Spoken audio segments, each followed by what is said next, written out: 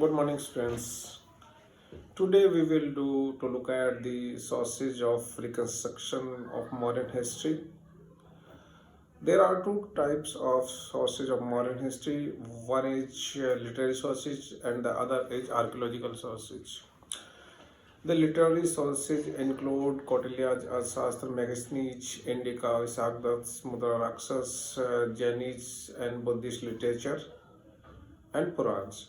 The archaeological sources include Asokan inscriptions and material remains such as copper and silver coins.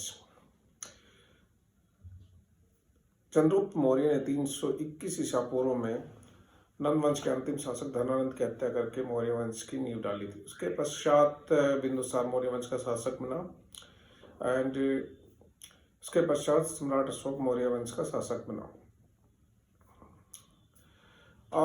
अगर हम मौर्य साम्राज्य के इतिहास के स्रोतों को विस्तृत रूप से देखें तो इसमें सबसे प्रमुख कौटिल्य का अर्थशास्त्र है।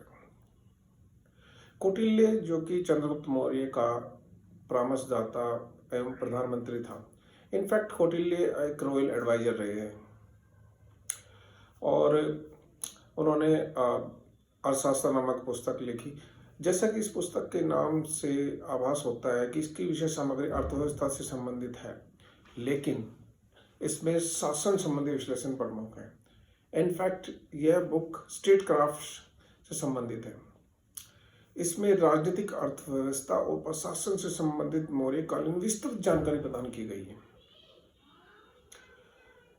इस पुस्तक में 15 सेक्शन हैं और 180 चैप्टर्स हैं और इस पुस्तक की तुलना मैकियावेली द्वारा लिखित द प्रिंस नामक पुस्तक के साथ की जाती है। मैकियावेली और कौटिल्य के चिंतन में भी समानता स्टूडेंट्स को नजर आएगी। अगर हम विस्तृत रूप से इस अर्थशास्त्र को देखें तो इसमें हमें बहुत सारी बातें मौर्य काल के बारे में पता चलती है। सबसे पहले राजा के संबंध में कौटिल्य लिखता है कि राजा को एक योद्धा होना चाहिए, उसे खूब पढ़ा लिखा होना चाहिए, उसे चारों वेदों, दर्शन शास्त्र, राजनीति शास्त्र, व्यापार, वाणिज्य की जानकारी होनी चाहिए, उसकी शक्तियां असीमित होनी चाहिए और उसे शासन प्रबंध को अच्छी प्रकार से चलाने के लिए योग्य मंत्रियों की नियुक्ति करनी चाहिए। राजा को सदैव सक्रिय रहना चाहिए ताकि प्रजा भी सक्रिय रह सके। यदि राजा आलसी होगा तो प्रजा भी आलसी होगी और उसका राज्य नष्ट हो जाएगा। चाणक्य कौटिल्य आगे लिखता है कि राजा को अपनी सुरक्षा की ओर विशेष ध्यान देना चाहिए। उसे उन व्यक्तियों को अपना अंगरक्षक नियुक्त करना चाहिए जिनके बाप दादा अथवा माता पिता शाही सेवा में रहे हों और जिनकी निष्ठा राज्य के प्रति प्रमाणित हो चुकी हो। इस तरह राज्य के संबंध में कौटिल्य ने अर्थशास्त्र में अपने विचार प्रस्तुत किए हैं।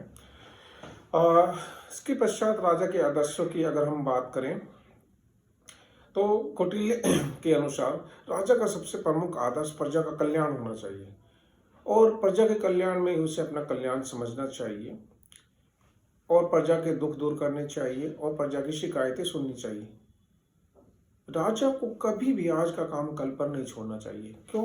क्योंकि कल उस काम को करना असंभव हो जाएगा और राजा को अपने साम्राज्य में शांति व्यवस्था को बनाए रखना चाहिए और राजा के पास एक शक्तिशाली सेना होनी चाहिए जिससे कि साम्राज्य का विस्तार किया जा सके। इस तरह राज्य के आदर्श के विषय में कौटिल्य ने अपने अर्थशास्त्र में वर्णन किया है। मंत्रियों के संबंध में कौटिल्य कहता है कि राजा को अपने शासन को अच्छी प्रकार से चलाने के लिए योग्य व्यक्तियों को मंत्री नियुक्त करना चाहिए। वो मंत्रियों की योग्यता के विषय में बताता है कि मंत्री को देश का निवासी होना चाहिए, मंत्री का घराना उच्च होना चाहिए, उसे समझदार एवं दूरदृष्टिवान होना चाहिए, उसे खूब पढ़ा लिखा होना चाहिए, उसका चरित्र उच्च होना चाहिए और मंत्रियों को राज्य के प्रति निष्ठावान होना चाहिए। इस तरह मंत्रियों के संबंध में कौटिल्य ने विचार अर्थशास्त्र में व्यक्त किए हैं। गुप्तचर व्यवस्था के संबंध में कौटिल्य बताता है कि राज्य को अपने राज्य की सुरक्षा और स्थिरता के लिए गुप्तचर नियुक्त करने चाहिए। गुप्तचरों के कारण राजा को अपने राज्य में घटित होने वाली हर घटना की जानकारी प्राप्त होती है, जिससे वह राष्ट्रीय राज्य की नब्ज को पकड़ सकता है। कौटिल्य के अनुसार राजा को उन व्यक्तियों को अपना गुप्तचर नियुक्त करना चाहिए जिनका घराना उच्च हो, जो समझदार एवं दूरदृष्टिवान हो, जो अपना वेश बदल सकते हों और जिन्हें कई भाषाओं का ज्ञान हो। इसमें एक इंटरेस्टिंग पॉइंट ये है, कौटिल्य आगे बताता है कि पुरुषों की तुलना में महिला गुप्तचरों को नियुक्त करना अधिक लाभदायक प्रमाणित हो सकता है, इसलिए महिला गुप्तचरों को नियुक्त करना चाहिए। और कौटिल्य यह भी कहता है कि राजा को अपने पड़ोसी देशों में भी गुप्तचर नियुक्त करने चाहिए, ताकि वहां घटित होने वाली घटनाओं के विषय में जानकारी प्राप्त हो सके। इस तरह गुप्तचर व्यवस्था के संबंध में कौटिल्य के विचार हमें अर्थशास्त्र टेक्स्ट से पता चलते हैं। युद्ध के संबंध में कौटिल्य ने विस्तृत वर्णन किया है। उसके अनुसार राजा को आक्रमण करने से पहले शत्रु की शक्ति और दुर्बलता का पता लगा लेना चाहिए और युद्ध में होने वाली लाभ और हानि का अध्ययन कर लेना चाहिए। और युद्ध के समय वैश्यों और शूद्रों को भी सेना में भर्ती कर लेना चाहिए और राजा को उस समय शत्रु पर आक्रमण करना चाहिए जब वह असावधान हो, अर्थात युद्ध के लिए तैयार नहीं हो। और युद्ध में विजय प्राप्त करने के लिए राजा को उचित और अनुचित माध्यमों का प्रयोग करना चाहिए और युद्ध में विजय प्राप्त करने के पश्चात राजा को शत्रु की सेना को नष्ट कर देना चाहिए और उसकी प्रजा को अपने राज्य में मिला लेना चाहिए। इस तरह युद्ध के संबंध में हमें जानकारी अर्थशास्त्र से मिली है।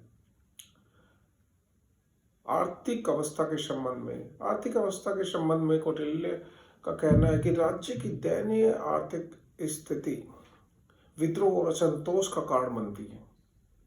किसी भी राज्य के लोगों की निर्धनता एक बड़ा अवगुण है, क्योंकि निर्धनता के कारण लोग विवश होकर शत्रु से जा मिलते हैं और अपने ही राज्य का पतन का कारण बनते हैं। तो इसलिए राजा को अपनी प्रजा की उन्नति के लिए हर संभव प्रयास करना चाहिए। यह एक इंटरेस्टिंग बात, ये सारी इंटरेस्टिंग चीजें हमें कौटिल्य के अर्थशास्त्र से पता चली। साथ ही साथ कौटिल्य के अर्थशास्त्र के सेक्शन 6 में, अधिकरण 6 में राज्य की सप्तांग थ्योरी के बारे में पता चला है।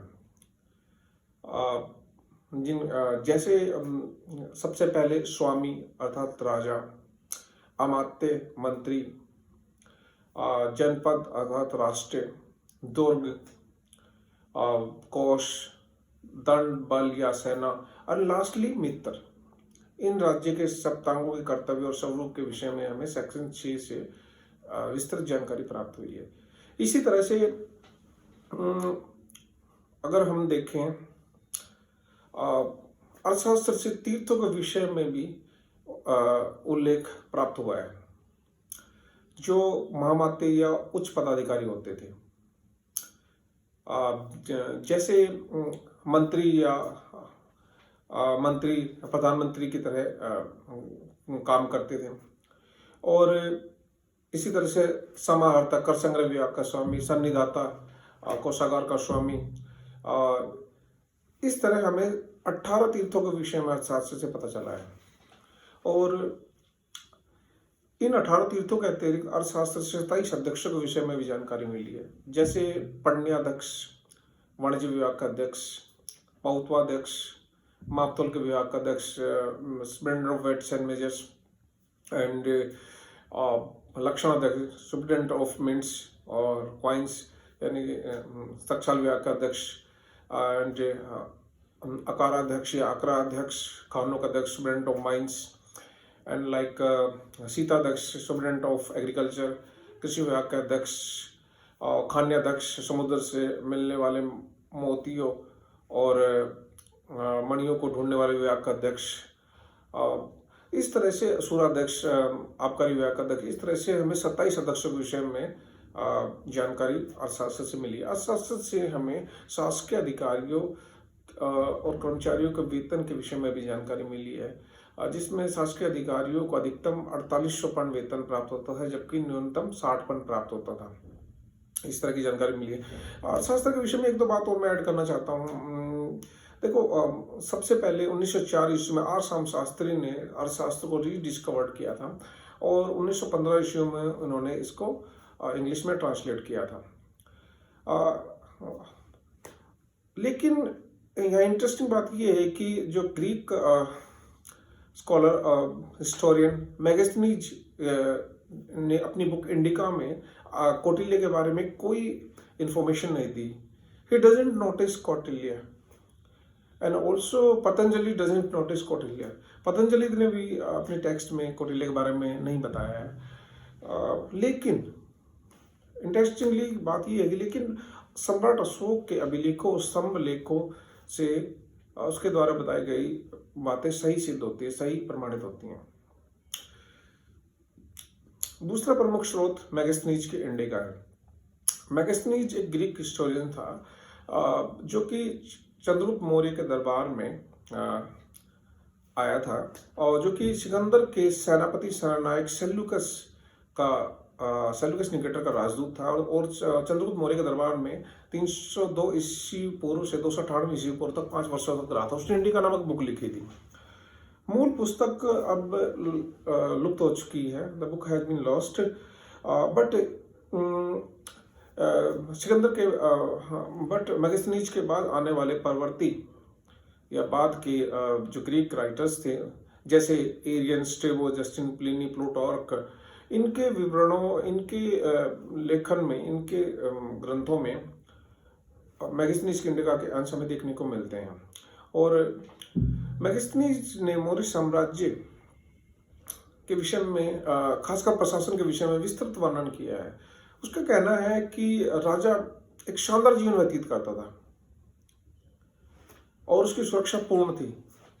गुप्तचरों में विशेषकर महिलाओं को नियुक्त किया जाता था और आंतरिक प्रशासन में राजा की सहायता के लिए एक बहुत ही केंद्रीकृत नौकरशाही ब्यूरोक्रेसी यानी कार्यरत थी। मैगस्थनीज आगे बताता है कि चंद्रगुप्त मौर्य के पास एक विशाल सेना थी जिसमें 6000 पैदल सैनिक थे, 30,000 घुड़सवार सैनिक थे, 9,000 हाथी और 8,000 रथ थे और सैन्य विभाग का संचालन एक युद्ध कार्यालय के द्वारा किया जाता था जिसमें 6 समितियां आती थी और प्रत्येक समिति में 5-5 सदस्य होते थे। जैसे एक समिति पैदल सेना का संचालन करती थी, दूसरी समिति यातायात एवं संचार के साधनों अर्थात आवागमन का संचालन करती थी या देखती थी, एक समिति नौसेना या जल सेना का संचालन देखती थी, एक समिति घुड़सवार सेना और एक अन्य समिति हाथी सेना को और लास्ट छठी समिति रथारोहियों का संचालन देखती थी। इस तरह 6 समितियों की चर्चा मैगस्थनीज की इंडिका से हमें मिली है। अब सबसे इम्पोर्टेंट बात मैगस्थनीज की इंडिका की, पाटलिपुत्र के नगर प्रशासन के विषय में एकमात्र ग्रंथ जो जानकारी प्रदान करता है वो मैगस्थनीज की इंडिका है। इन्होंने डिटेल रूप से पाटलिपुत्र के नगर प्रशासन के विषय में जानकारी प्रदान की है। लेकिन महत्वपूर्ण बात यह है कि मैगस्थनीज ने अपने इंडिका में पाटलिपुत्र के लिए पोलीब्रोथा शब्द का इस्तेमाल किया है और पाटलिपुत्र के नगर प्रबंध के लिए मैगस्थनीज के अनुसार एक नगर परिषद होती थी जिसमें 5-5 सदस्यों वाली 6 समितियां होती थी। जैसे पहली समिति और या एक समिति औद्योगिक मामलों की देखरेख करती थी, दूसरी समिति विदेशियों की आवश्यकताओं या उनसे जुड़े हुए मामलों की देखरेख करती थी, एक समिति व्यापार और वाणिज्य से संबंधित मामलों की देखभाल करती थी और एक समिति सेंसस या जनगणना कहीं या फिर जन्म मृत्यु के पंजीकरण से संबंधित थी और एक अन्य समिति विक्रय संबंधी मामलों को देखती थी और एक लास्ट छठी समिति जो थी वो बेसिकली जो बिक्री बिक्री से संबंधित टैक्स के मुद्दों को देखती थी। इस तरह की 6 समितियां मैगस्टीनिज के अनुसार कार्यरत नगर प्रशासन के लिए कार्यरत थी। न्याय एवं कानून व्यवस्था की प्रकृति के विषय में भी मैगस्टीनिज ने विस्तृत वर्णन किया है। उसके अनुसार मौर्य प्रशासन विशेष रूप से काल में सजा बड़ी कठोर थी और साधारण अपराध के लिए ही हाथ पैर काट दिए जाते थे। यहाँ तक कि करों की चोरी करने पर तो या टैक्स की चोरी करने पर तो मृत्युदंड दिया जाता था। मैगस्टीनिज के अनुसार भारतीय समाज 7 वर्गों में बटा हुआ था, जिसमें सबसे प्रमुख दार्शनिक थे पहले नंबर पे, दूसरे पे कृषक, तीसरे पे पशु रक्षक या पशुपालक, चौथे पे व्यापारी और शिल्पी, 5वें पे लड़ाकू या योद्धा थे, 6वें पे गुप्तचर या निरीक्षक थे और 7वें पे जो राजा के सलाहकार या मंत्री हम कह सकते हैं। इस तरह इन 7 वर्गों की चर्चा मैगस्टीनिज की इंडिका में की गई है। मैगस्टीनिज की इंडिका से हमें पता चलता है कि मौर्य काल में यदा कदा ही चोरी एवं डकैती होती थी, जिससे इस निष्कर्ष पर पहुंचा जा सकता है कि मौर्य काल शांति और समृद्धि का काल था। और वहाँ की जमीन बेहद उपजाऊ थी और वहाँ गेहूं और जौ की फसलें प्रमुख फसलें थी और जो फल है वर्ष में 2 बार बोई जाते थे, ये पैदा होते थे। और भारतीय लोगों के व्यवहार के विषय में मैगस्टीनिज लिखता है कि भारतीय लोग सत्यवादी थे और न भारतीय लोग न तो किसी पर आक्रमण करते थे और न ही दूसरे भारतीयों पर आक्रमण करते थे। इस तरह के बातें हमें मैगस्टीनिज की इंडिका से पता चलती हैं और भारतीय लोग बहुत ही शांति प्रिय थे। लेकिन एक महत्वपूर्ण बात, मैगस्टीनिज अपनी इंडिका में भारत में दास प्रथा का जिक्र नहीं करता है। उसके अनुसार भारत में दास प्रथा प्रचलित नहीं थी, जबकि एक्चुअल में भारत में दास प्रथा प्रचलित थी। इस तरह से मैगस्टीनिज की इंडिका बुक जो है वो मौर्य साम्राज्य की राजनीतिक, सामाजिक, धार्मिक एवं आर्थिक स्थिति के विषय में जानकारी प्रदान करती है। तीसरी महत्वपूर्ण टेक्स्ट विशाखदत्त का मुद्रा राक्षस था। मुद्रा राक्षस एक गुप्तकालीन नाटक था जिसकी रचना 4वीं सदी के उत्तरार्ध और 5वीं सदी के पूर्वार्ध में की गई थी और इस नाटक में चंद्रगुप्त मौर्य और उसके गुरु चाणक्य तथा नंद वंश के पतन के साथ साथ मौर्य साम्राज्य की स्थापना के विषय में जानकारी मिलती है। इस नाटक में चंद्रगुप्त मौर्य को वर्षल कहा गया है और इस नाटक की कथा वस्तु चाणक्य का नंदों के विरुद्ध संघर्ष था जो वह चंद्रगुप्त मौर्य की सहायता से करता है।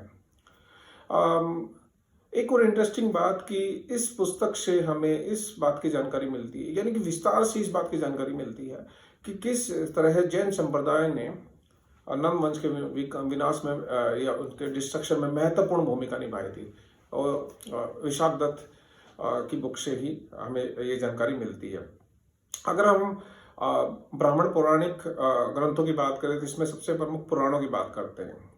मौर्य शासकों की सूची तिथि क्रम में उपलब्ध हमें पुराण करवाते हैं और बुद्धिस्ट साहित्य की अगर हम बात करें तो उसमें जातक कथाएं जिसमें बुद्ध के पूर्व जन्म की 549 काल्पनिक कहानियां हैं, उन जातक कथाओं में मौर्य काल की सामाजिक एवं धार्मिक परिस्थितियों के विषय में जानकारी प्राप्त होती है। इसी तरह से दिग्ग निकाय इस बात की जानकारी देता है कि बौद्ध जो विचार थे मौर्य राजवंश में कितने प्रभावी हुए, बौद्ध विचार, दिग्ग निकाय। और इसी तरह दीपवंश और महावंश, दीपवंश की रचना 4वीं सदी और महावंश की रचना 5वीं सदी में श्रीलंका में हुई थी। इन दोनों ही ग्रंथों में श्रीलंका के प्राचीन इतिहास के साथ साथ मौर्य सम्राट अशोक और उसके वंशजों के विषय में जानकारी प्राप्त हुई है। अगर हम देखें दिव्यावदान को देखें, दिव्यावदान में अशोक के बारे में तथा उसके द्वारा बौद्ध धर्म के विस्तार हेतु किए गए प्रयासों के विषय में जानकारी मिलती है। और लामा तारानाथ के द्वारा लिखा गया तिब्बत का इतिहास जो ग्रंथ है उससे भी हमें मौर्यकालीन जानकारी प्राप्त होती है। ये तो बुद्धिस्ट टेक्स्ट होगी। और अब अगर हम जैन टेक्स्ट की बात करें तो उसमें हेमचंद्र का परिशिष्ट पर्व है, हेमचंद्र का परिशिष्ट पर्व। इस ग्रंथ से चंद्रगुप्त से हमें पता चलता है कि चंद्रगुप्त मौर्य ने अपने जीवन के बाद के वर्षों में, परवर्ती काल में जैन धर्म को अपना लिया था। इस बात की जानकारी हमें मिलती है। अब हम बात करते हैं पुरातात्विक स्रोतों के तहत अभिलेखों की बात करते हैं। किसी धातु पत्थर या स्तंभ पर खुदे हुए लेख को अभिलेख कहते हैं। अभिलेखों के इतिहास का सबसे महत्वपूर्ण स्रोत माना गया है क्योंकि इसमें आसानी से कोई परिवर्तन नहीं किया जा सकता। सर्वाधिक अभिलेख जो है अशोक के हैं और इन अभिलेखों की भाषा प्राकृत है और ये अधिकांशतः ब्राह्मी लिपि में लिखे गए हैं और कुछ अभिलेख खरोष्ठी में और ग्रीक और अरमेक में लिखे गए हैं। अभिलेखों का अध्ययन को अभिलेख शास्त्र कहा जाता है।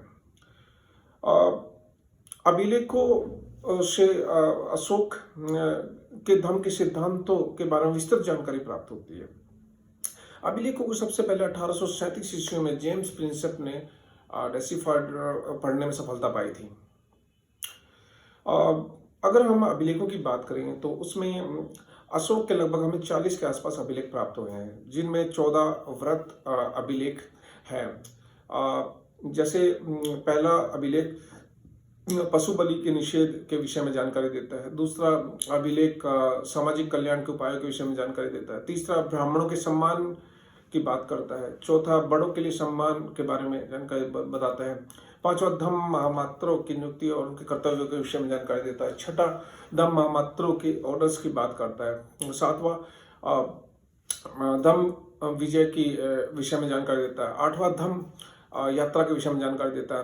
नौवां जो बेकार के रीति रिवाज और त्यौहार थे उनको त्यागने की बात करता है। 10वां विजय के लिए युद्ध की बजाय धम्म को अपनाने के विषय में जानकारी मिलती है। इसी तरह से 11वां धम्म नीति के विषय में व्याख्या करता है और इसी तरह 12वां रिलीजियस सिंथेसिस की बात करता है, धार्मिक सामंजस्य की बात करता है। सभी धर्मों के लिए सहनशीलता के विषय में जानकारी मिलती है। Religious synthesis it means journal behaviour and tolerance के विषय में जानकारी मिलती है। और 13वां शिलालेख कलिंग युद्ध के विषय में जानकारी देता है। इसमें अशोक स्वयं कहता है कि यह लड़ाई उसकी एकमात्र विजय थी और इसमें कलिंग युद्ध की विभीषिका पर अशोक पश्चाताप व्यक्त करता है। कलिंग युद्ध के पश्चात की परिस्थितियों के विषय में जानकारी 13वें शिलालेख से मिलती है हमें। और 14वें शिलालेख से धार्मिक जीवन के विषय में जानकारी मिलती है कि हमें अपना पवित्र जीवन व्यतीत करना चाहिए।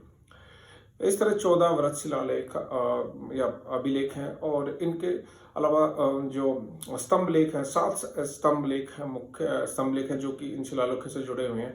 जैसे अगर मैं 5वें पिलर एडिक्ट की बात करूँ तो उसमें अशोक ने छोटे जीव जैसे तोते, मछली, चींटी, कछुए आदि को मारना अलंघ्य घोषित किया हुआ है। इसी तरह से कुछ लघु शिलालेख भी हमें प्राप्त है जिनसे अशोक के विषय, धर्म के विषय में जानकारी प्राप्त हुई है। और इसी तरह से एक पृथक कलिंग अभिलेख, सेपरेट कलिंग एडिक्ट मिला है जिसमें अशोक की पैटर्नल रिलेशन के बारे में पता चलता है। उसने पितरात्मक अपने संबंधों के विषय में बताया है कि ऑल मैन वर हिज चिल्ड्रन, सभी मनुष्य उसकी संतान है। इस तरह के थॉट हमें सेपरेट कलिंग एडिक्ट से पता चलते हैं। अशोक के अभिलेखों के अतिरिक्त रुद्रदमन प्रथम के द्वारा लिखा गया 150 ईस्वी का अभिलेख जो कि प्रमुख अभिलेख है से भी हमें काफ़ी महत्वपूर्ण इंफॉर्मेशन मिली है मौर्य साम्राज्य के विषय में। रुद्रदमन प्रथम का जुनागढ़ अभिलेख जो कि जुनागढ़ अभिलेख 150 ईस्वी का से पता चलता है कि चंद्रगुप्त मौर्य ने पश्चिम भारत में सौराष्ट्र के प्रदेश को जीतकर अपने प्रत्यक्ष शासन के अंतर्गत कर लिया था। और इस अभिलेख में आगे बताया गया है कि पुष्यगुप्त वैश्य को चंद्रगुप्त ने इस पश्चिमी राष्ट्र में अपना राज्यपाल नियुक्त किया था और यहाँ पर उसने एक सुदर्शन नामक झील का निर्माण करवाया था। बाद में सम्राट अशोक रुद्रदमन के टाइम में उस झील का पुनरुत्थान किया गया था। किया गया था। इसी तरह से अगर अशोक के एक भाब्रो अभिलेख की अगर हम बात करें तो इसमें अशोक द्वारा बौद्ध धर्म की दीक्षा लेने की जानकारी मिलती है हमें। इस तरह के इंस्क्रिप्शंस जो है अशोक के विषय में डिटेल में हमें जानकारी प्रदान करते हैं। अगर कंक्लूसिव वे में अगर हम एक चीज और बताएं, कॉइन्स, सिक्के भी इतिहास के महत्वपूर्ण स्रोत है, क्योंकि सिक्कों की मेटल धातु से उस समय की आर्थिक स्थिति के विषय में जानकारी प्राप्त होती है। तो मौर्य काल का जो सिक्का, प्रसिद्ध सिक्का था, वो पर्ण था, वो चांदी का बना हुआ था। उससे भी उस समय की आर्थिक स्थिति के विषय में महत्वपूर्ण जानकारी हमें प्राप्त हुई है। इस तरह से ये मौर्यकालीन इतिहास की की पुनर्रचना के प्रमुख स्रोत थे। नेक्स्ट क्लास में हम मौर्यन एडमिनिस्ट्रेशन के बारे में चर्चा करेंगे। Thank you so much.